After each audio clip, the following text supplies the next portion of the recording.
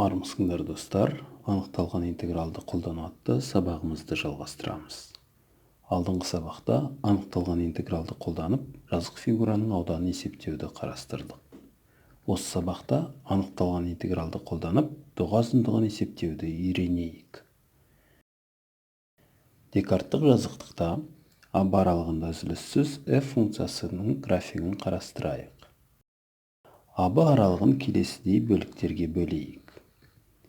Біркелкі болу үшін АБ аралығының А үшін x0 деп, Б үшін xn деп белгілейік. Бөліктерге сәйкес хордалар салайық. Және оларды келесідей белгілейік.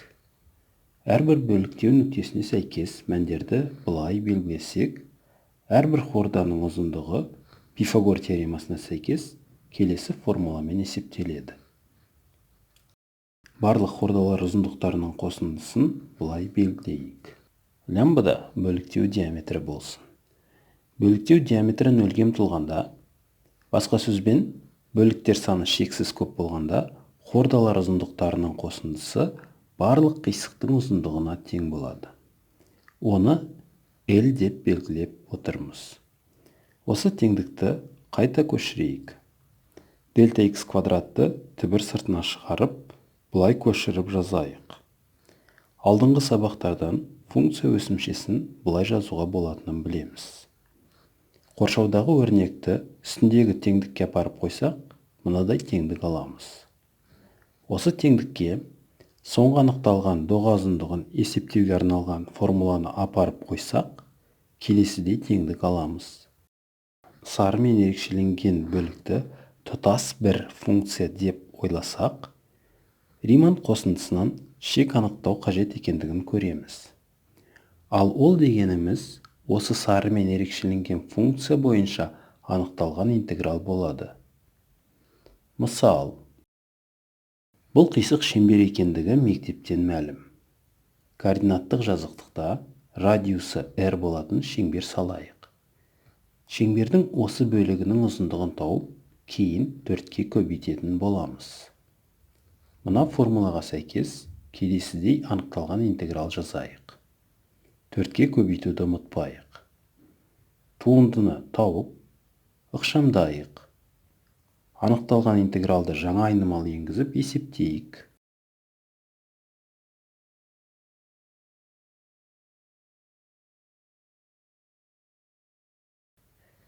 Нәтижесінде шеңбер ұзындығы табылады. Функция параметрлі түрде берілгенде доға ұзындығын есептеуді қарастырайық. Функция параметрлі түрде берілсе, келесі теңдіктер тура болады. Декарттық координаттар жүйесінде берілген қисықтың ұзындығын мына формуламен есептелетінін көрсеттік.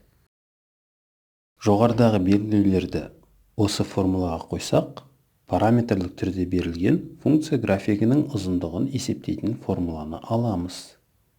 Мысалы, циклоида доғасын салайық. Осы формулаға сәйкес доға ұзындығын есептейміз. Әуелі берілген тәуелділіктерден туындылар табайық.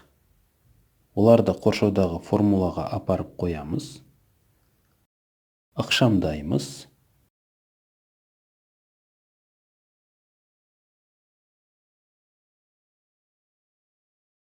Анықталған интегралды есептейміз. Нәтижесінде циклоиданың бір доғасының ұзындығы табылады.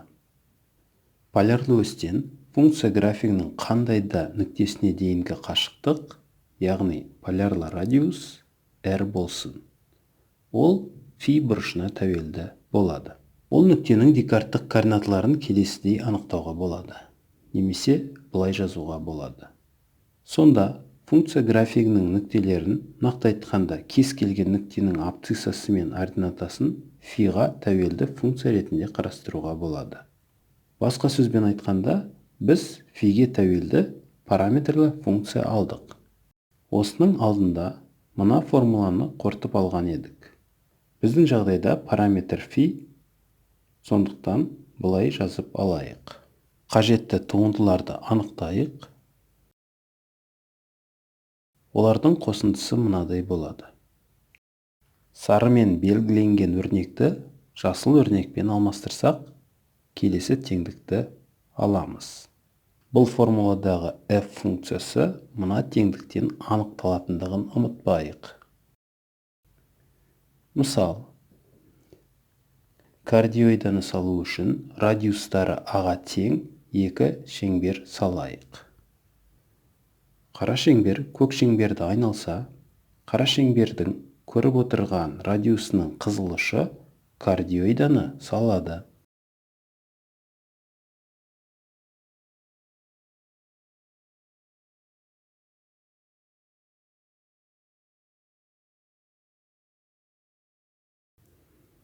Осы формуламен кардиоида ұзындығын есептейік. Полярлы осьті салсақ, полярлы бұрыш 0-ден 2 пиге дейін өзгеретіндігін көреміз. Олай болса, қоршаудағы формулаға сәйкес келесідей анықталған интегралды жазайық. Түрлендірулер жасап ықшамдайық. Осы анықталған интегралды есептейік. Сөйтіп, кардиоида ұзындығын таптық. Келесі сабақта көлем есептеуге анықталған интегралды қолдануды қарастырамыз. Назар салып тыңдағандарыңызға рахмет. Қош сау болыңыздар.